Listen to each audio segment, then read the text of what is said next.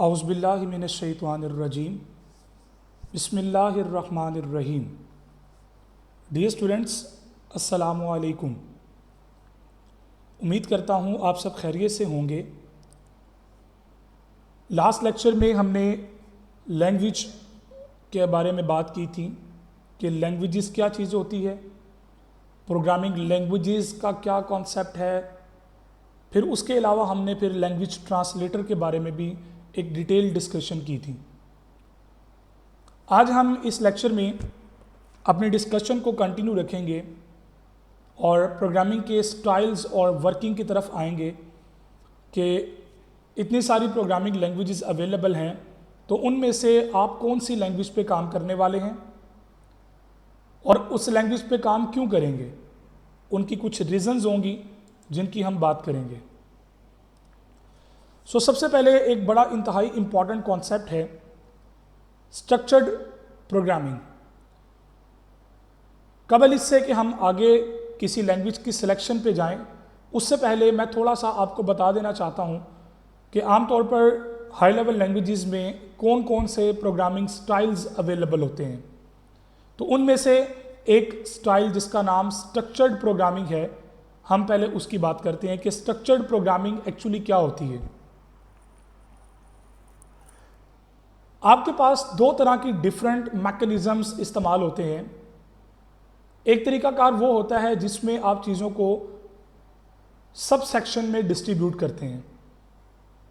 मैं इसकी एग्जांपल दूंगा कि जैसे आपके पास एक प्लॉट है और उस प्लॉट पे आप कंस्ट्रक्शन करना चाहते हैं, एक बिल्डिंग डिज़ाइन करना चाह रहे हैं, तो डेफिनेटली आप उस बिल्डिंग को सबसे पहले डिफाइन करते हैं फ्लोर्स में। ग्राउंड फ्लोर है, फर्स्ट फ्लोर है, सेकंड है, थर्ड है एंड सो ऑन। अब आपके पास सेग्रीगेशंस है हर फ्लोर की सेपरेट।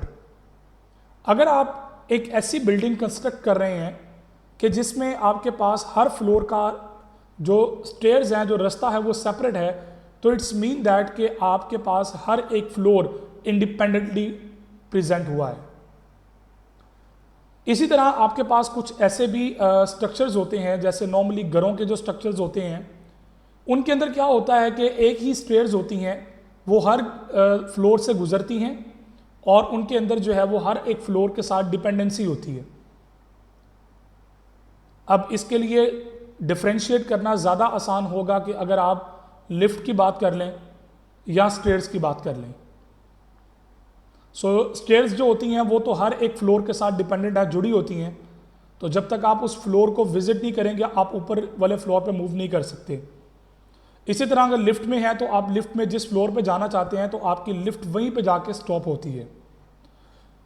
जब हम बात करते हैं प्रोग्रामिंग में कोड राइटिंग की, अपनी लॉजिक को बिल्ड करने की, डिफाइन करने की, तो उस वक्त सबसे पहले आपके माइंड में जो चीज़ आती है वो ये होती है कि क्या आप अपने प्रोग्राम की लॉजिक को, अपने स्ट्रक्चर को आप मॉड्यूल बेस्ड डिफाइन कर रहे हैं या आप उसको एक सीक्वेंस के अंदर लिखते जा रहे हैं। फॉर एग्जाम्पल, मैं यहाँ पे एक और एग्जाम्पल कोट करना मुनासिब समझूंगा कि जैसे आप लोगों से कहा जाता है कि आप अपनी डेली रूटीन को आप एक स्टेप बाय स्टेप की फॉर्म में पेपर पे लिखें, तो आप उसमें कहीं पे भी डिफरेंशिएट नहीं करते कि जनाब ये सुबह फर्स्ट टाइम का स्केजुअल है, ये आफ्टरनून का स्केजुअल है, ये इवनिंग का स्केजुअल है, ये नाइट का स्केजुअल है। नो, आप उसमें बताते हैं कि जनाब सुबह इतने बजे मैं उठता हूँ, इतने बजे मैं फ्रेश होता हूँ, फिर ब्रेकफास्ट करता हूँ, उसके बाद मैं स्कूल जाता हूँ, स्कूल से जब वापस आता हूँ तो उसके बाद फिर ये काम करता हूँ, फिर वो करता हूँ। तो आप इसके अंदर अपना कहीं पे कोई सेग्रीगेशंस डिफाइन नहीं कर रहे, आप कैटेगराइज नहीं कर रहे अपनी लॉजिक को। हाँ, इसके बरक्स अगर मैं ये कहूँ कि आप अपनी डेली रूटीन को करेक्टराइज करें, कैटेगराइज करें, तो आपके लिए बड़ा मुनासिब होगा। आप कहेंगे जनाब मेरी जो रूटीन है उसके 5 सेक्शंस हैं या 6 सेक्शन है या 3 सेक्शंस हैं। फॉर एग्जांपल, जैसे मैं अपनी एग्जांपल में कोट करता हूं तो मेरे पास 3 सेक्शंस हैं। फर्स्ट सेक्शन में जनाब मैं सुबह अर्ली मॉर्निंग है और उसके अंदर मेरा जो गेटअप है वो सारा आ जाता है उसके अंदर। सेकंड कैटेगरी में कहता हूँ जी स्कूल जाने की है, तो उसमें स्कूल जाने के या कॉलेज जाने के जो मैकेनिज्म्स आप यूज़ कर रहे हैं तो वो उसमें इन्वॉल्व हो जाएंगे। अब इन शॉर्ट आपने जितनी कैटेगरीज डिफाइन की हैं, these are modules, these are functionalities, different modules, different categories. So ऐसी प्रोग्रामिंग लैंग्वेज जिसमें आप अपनी लॉजिक को सम यूनिट्स के अंदर डिवाइड कर देते हैं, मॉड्यूल्स के अंदर शिफ्ट आउट करते हैं, उसे हम स्ट्रक्चर्ड प्रोग्रामिंग कहते हैं। मिसाल के तौर पर आप एक ऐसा घर बनाते हैं जिसका नक्शा पहले से डिफाइंड है। अगर आप उसके मैप के मुताबिक चलेंगे तो इट्स मीन दैट कि आप स्ट्रक्चर्ड कंस्ट्रक्शन को फॉलो कर रहे हैं। इसी तरह एक ऐसी प्रोग्रामिंग जिसमें आप अपने मॉड्यूल्स या स्मॉलर यूनिट्स की फॉर्म में वर्कआउट करेंगे अपनी लॉजिक को। अब यहाँ पे मैं आपको डिफाइन करता चलूँ, कुछ स्टूडेंट शायद होंगे जिनके ज़हन में एक क्वेश्चन आएगा कि ये लॉजिक क्या चीज़ है। देखें, आपकी जो आइडियोलॉजी है, आप जिस चीज़ को सोच के इंप्लीमेंट करना चाहते हैं, दैट इज़ योर लॉजिक। आपके माइंड में जो चल रहा है, मिसाल के तौर पर मैं आपसे कहता हूँ कि जनाब मुझे बताएं आपकी डेली रूटीन क्या है, तो पेपर पे लिखने से पहले आपके माइंड में जो कुछ चल रहा है, दैट इज़ योर लॉजिक। आप उसको लिखते किस तरह हैं। अब मैंने सिर्फ इतना क्वेश्चन आपसे किया कि write down your daily routine. अब इसके अंदर आपके पास जो है वो कई तरह के क्वेश्चंस आ जाएंगे। कंप्रीहेंसिव डिटेल रिक्वायर्ड है, या करेक्टराइज मैंने करना है अपनी डेली रूटीन को, या मैंने उसको किस एंगल में डिफाइन करना है। तो आपके माइंड में कई तरह के सवालात आते हैं। वो सवालात जो आपके माइंड में आते हैं, that is your logic. Logic को आसान अल्फाज में अगर समझना चाहें तो ये आपकी आइडियोलॉजी है, आपकी थिंकिंग है, आपकी सोच है कि आप उस चीज़ को किस तरह से देख रहे हैं। तो अगर आप अपनी लॉजिक को, अपने आइडियोलॉजी को, अपने मैथडोलॉजी को अगर आप अपने सब यूनिट्स के अंदर डिस्ट्रीब्यूट करते हैं, सब मॉड्यूल्स में डिस्ट्रीब्यूट करते हैं, तो उसे हम स्ट्रक्चर्ड प्रोग्रामिंग कहते हैं। अब चूंकि आपको पता है कि हम इस कोर्स में इंटरमीडिएट पार्ट 2 में हम कंप्यूटर में सी प्रोग्रामिंग पढ़ने वाले हैं, ये चीज़ आपको पहले से पता है। तो सी प्रोग्रामिंग लैंग्वेज के अंदर भी आपके पास कुछ स्मॉलर यूनिट्स होते हैं और हम उन यूनिट्स को फंक्शंस कहते हैं। मतलब ये है कि हम इसमें जो प्रोग्राम लिखेंगे वो फंक्शन बेस्ड लिखेंगे। आपके पास जो है वो कई तरह के डिफरेंट मॉड्यूल्स सी लैंग्वेज में अवेलेबल हैं जो आप यूज़ करेंगे, जिनके ऊपर आप काम करेंगे, जिनको आप एक्सप्रेस करेंगे अपनी लॉजिक्स के अंदर, या अपनी लॉजिक्स को आप उन फंक्शंस के अंदर डिफाइन करेंगे। So function perform specific task. तो चूंकि सी लैंग्वेज में ज़्यादातर काम हम फंक्शंस की मदद से करते हैं, तो फंक्शन क्या होते हैं, एक ख़ास किस्म के सब कोड होते हैं। आप ये समझ लें कि a small program inside a program. मैंने आपसे कहा कि जनाब मुझे एक कैलकुलेटर डिज़ाइन करना है, that is your main problem. अब उस कैलकुलेटर में जो बेसिक अर्थमेटिक है वो एक अलग टास्क है, ट्रिग्नोमेट्रिक कैलकुलेशंस एक अलग टास्क है, उसके अलावा फाइनेंशियल कैलकुलेशंस का एक अलग टास्क है, इसी तरह साइंटिफिक कैलकुलेशंस का एक अलग टास्क है। तो ये सब फंक्शंस हैं। मतलब ये हुआ कि आपकी एक मेन लॉजिक के अंदर ये सब लॉजिक्स को डिफाइन करते हैं।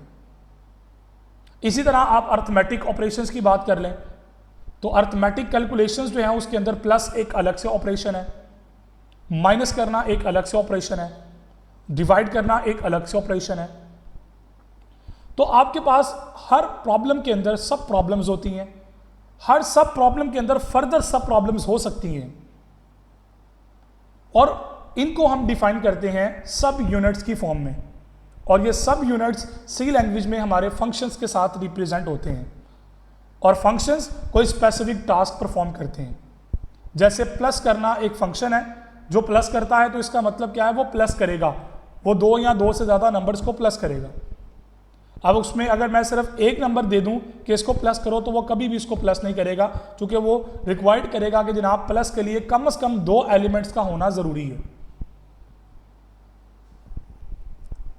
Each function has its on name, और इसमें हर एक मॉड्यूल का अपना एक नाम होता है, हर एक फंक्शन का अपना एक नाम होता है, स्पेसिफिक नेम होता है, जिस नेम की मदद से उसको यूज़ किया जाता है। Modifications and debugging is easy. जो स्ट्रक्चर्ड प्रोग्रामिंग लैंग्वेजेस होती हैं इनके अंदर मॉडिफिकेशंस करना बड़ा आसान होता है। मिसाल के तौर पर जी आपने कंप्लीट कैलकुलेटर डिज़ाइन कर लिया, अब उसके अंदर जनाब उसका लॉग का फंक्शन जो है वो काम नहीं कर रहा या लॉगरिथम सही नहीं आ रहा, तो बजाय इसके कि आप पूरे प्रोग्राम को देखें, आप क्या करेंगे, आप जाएंगे लॉगरिथम ऑपरेशंस के अंदर, उन लॉगरिथम फंक्शंस के अंदर जाके आप लॉग के फंक्शंस को ओवरव्यू कर लेंगे। अगर कोई गलती होगी तो वहाँ पे हाईलाइट हो जाएगी, अगर नहीं होगी तो आप उसको फिर देखेंगे कि इसके अंदर क्या इशू है। तो इन शॉर्ट ये हुआ कि बजाय पूरे प्रोग्राम को देखने के आपने जस्ट अपने मेन टारगेट को, मेन पॉइंट को टारगेट किया। अगर आपने मॉड्यूलर प्रोग्रामिंग यूज ना की होती या स्ट्रक्चर्ड यूज ना किए होते तो आपके लिए एक बहुत बड़ा मसला बन सकता था।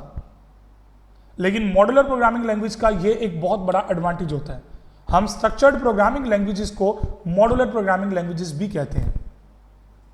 फिर डिबगिंग करना बड़ा आसान होता है।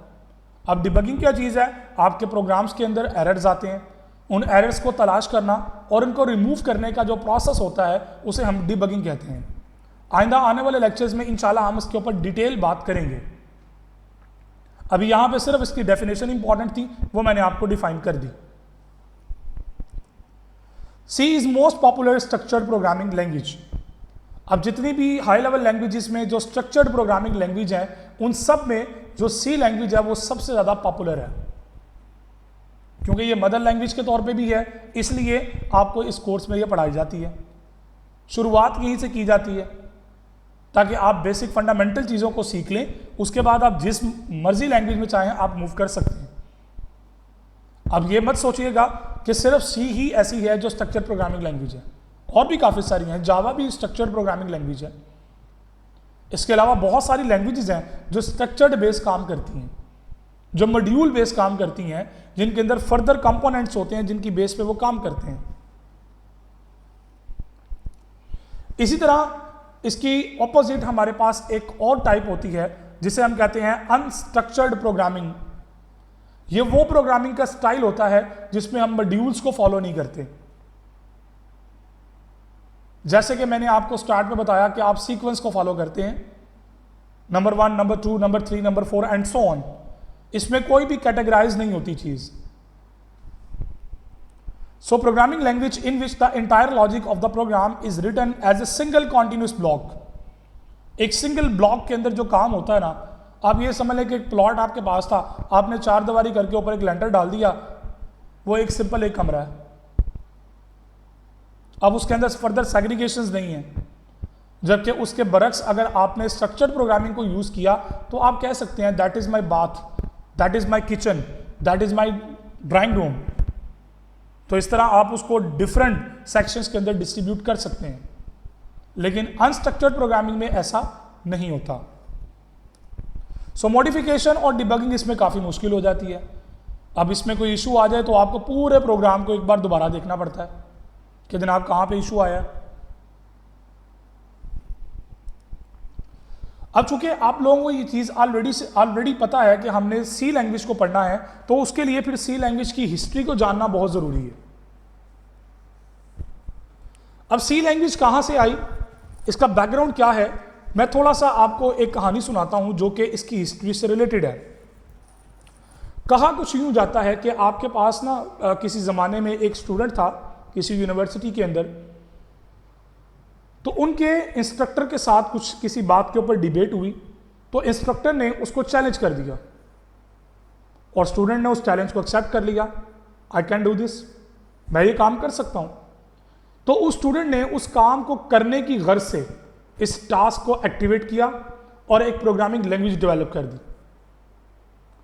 मे बी पॉसिबल कि उसको स्टार्टिंग पे पता ना हो कि जनाब मैं एक लैंग्वेज डेवलप करने वाला हूं, और मे बी पॉसिबल कि वो ये भी ना जानता हो कि ये लैंग्वेज, मेरी बनाई हुई लैंग्वेज इतनी पॉपुलर होगी।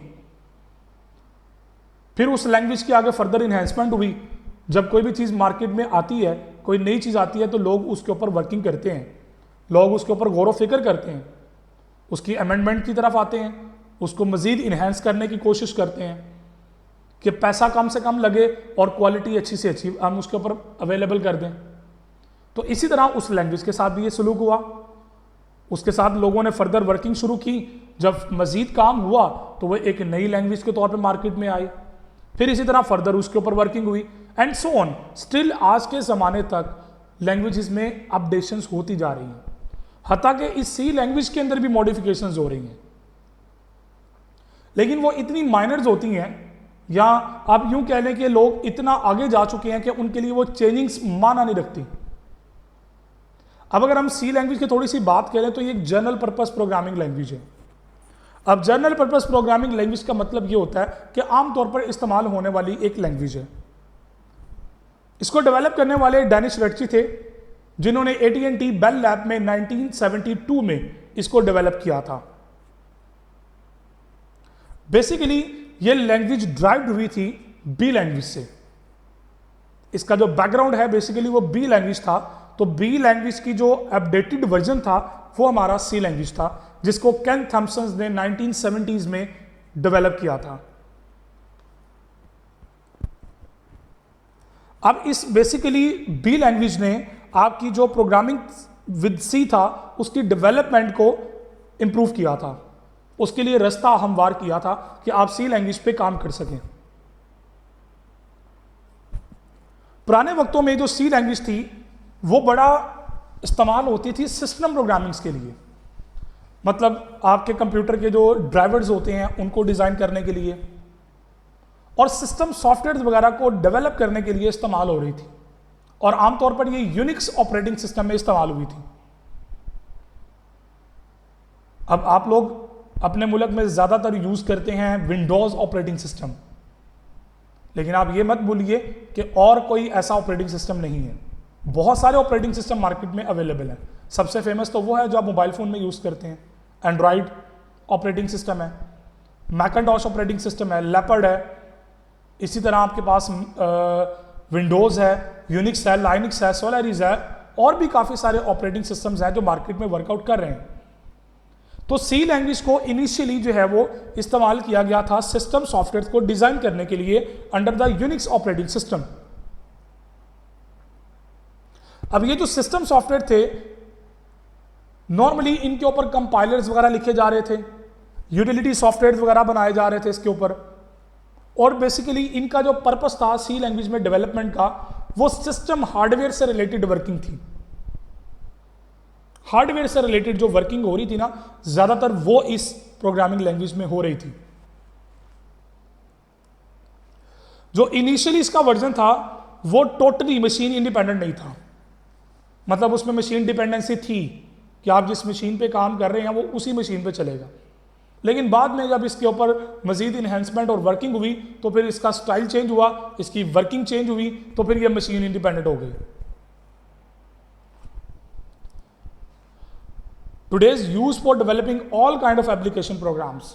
स्टार्टिंग के ज़माने में जैसा कि मैंने पहले भी जिक्र किया कि ये सिस्टम सॉफ्टवेयर को डेवलप करने के लिए बनाई गई थी, लेकिन आज के दौर में ये हर तरह की एप्लीकेशन सॉफ्टवेयर को डेवलप करने के लिए इस्तेमाल होती है।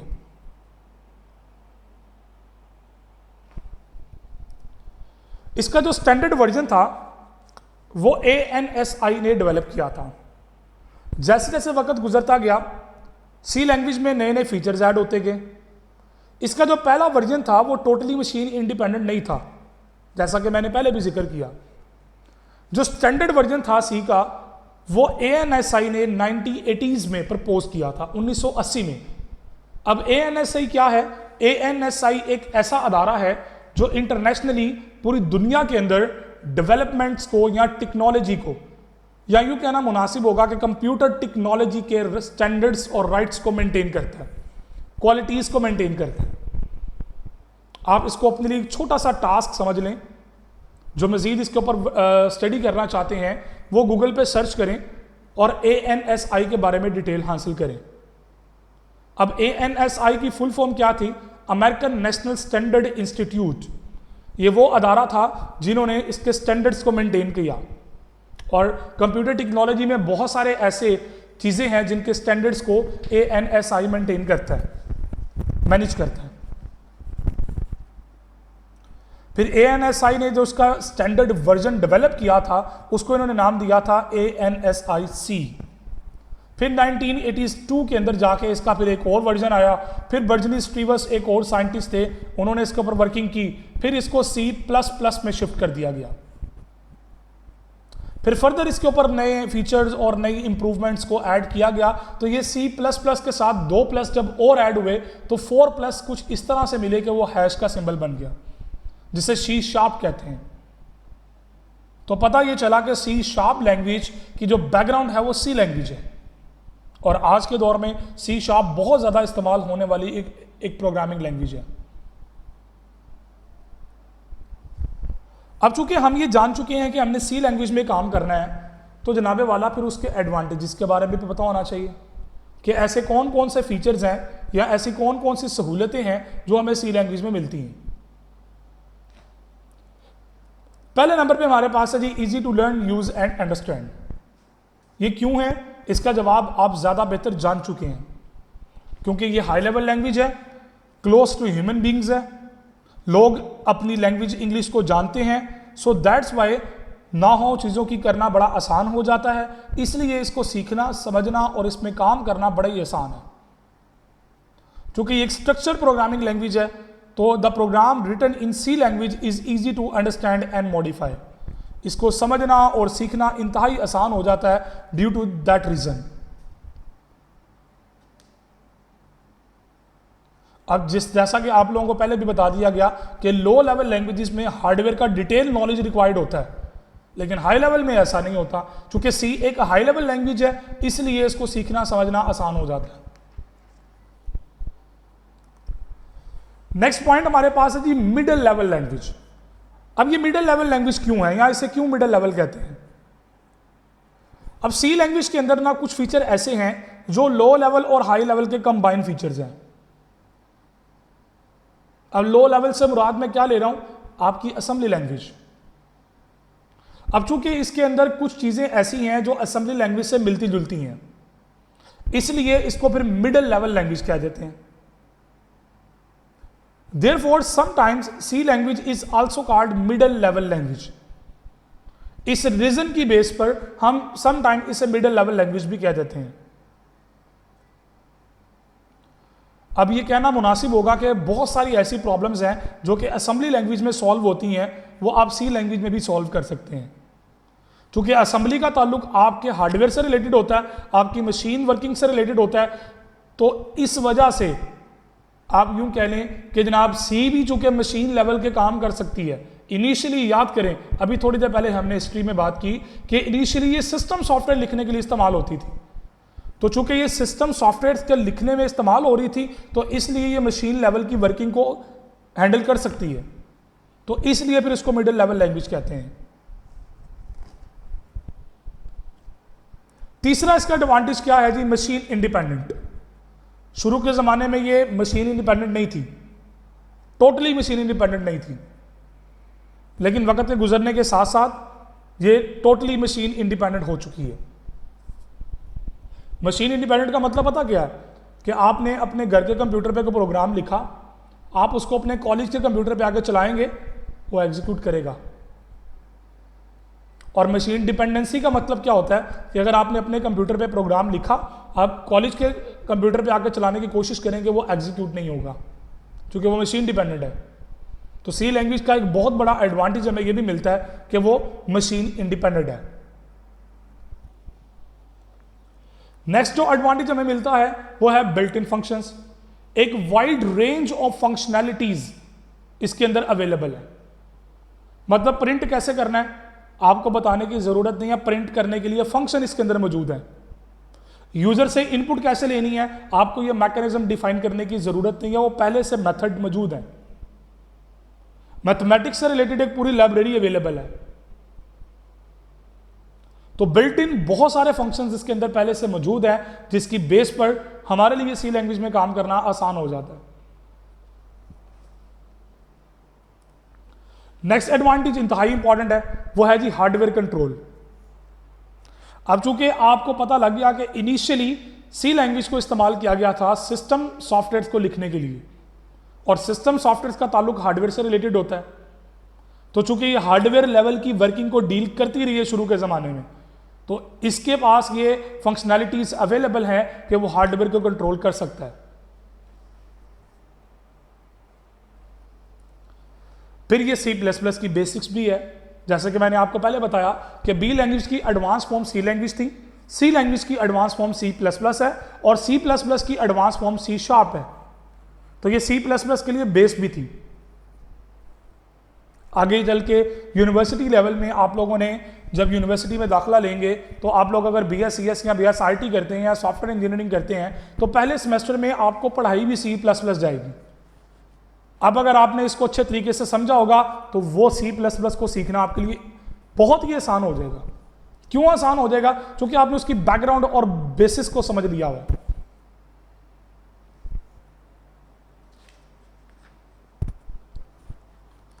नेक्स्ट इसका जो फीचर है वो है मॉड्यूलैरिटी। क्योंकि C लैंग्वेज जो है वो एक स्ट्रक्चर्ड प्रोग्रामिंग लैंग्वेज है और जो भी लैंग्वेज स्ट्रक्चर्ड प्रोग्रामिंग लैंग्वेज होती है उसके अंदर ये फीचर होता है कि वो मॉड्यूल बेस वर्किंग करता है। तो इसके अंदर चूंकि मॉड्यूल्स बन जाते हैं तो इसलिए ये एक मॉड्यूलैरिटी प्रोवाइड करता है हमें कि आपके पास मॉड्यूल्स बन जाते हैं, आप उन मॉड्यूल्स के ऊपर काम करते हैं। आप अपनी प्रोग्राम की जो लॉजिक है उसको सब कंपोनेंट्स में डिस्ट्रीब्यूट कर सकते हैं, छोटे छोटे फंक्शंस बना के आप अपने मेन लॉजिक को एक्सप्रेस कर सकते हैं। वो जो छोटे छोटे फंक्शंस होते हैं उन फंक्शंस को मॉड्यूल्स कहते हैं।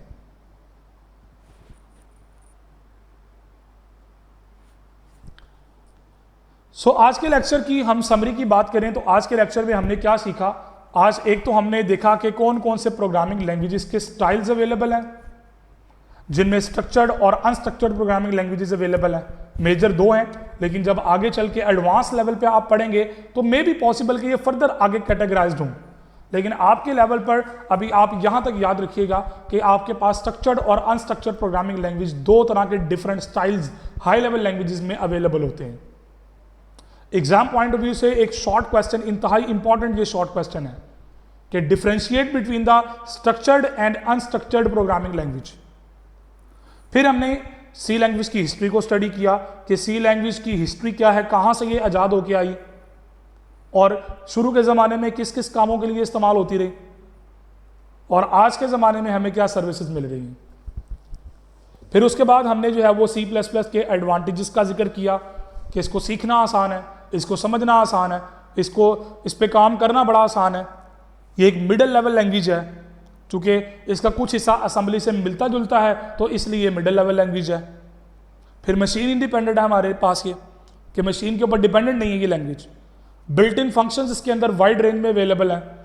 हार्डवेयर कंट्रोल करने की कैपेबिलिटीज इसके अंदर अवेलेबल है, फंक्शनैलिटीज अवेलेबल है। C++ की बेसिस इसके अंदर मौजूद है कि इसको सीखने के बाद आप C++ में बड़े आराम से काम कर सकते हैं। चूंकि स्ट्रक्चर प्रोग्रामिंग लैंग्वेजेस है तो मॉड्यूलैरिटी या मॉड्यूलर भी हमारे पास अवेलेबल है कि मॉड्यूल बेस्ड भी काम कर सकते हैं इसके अंदर।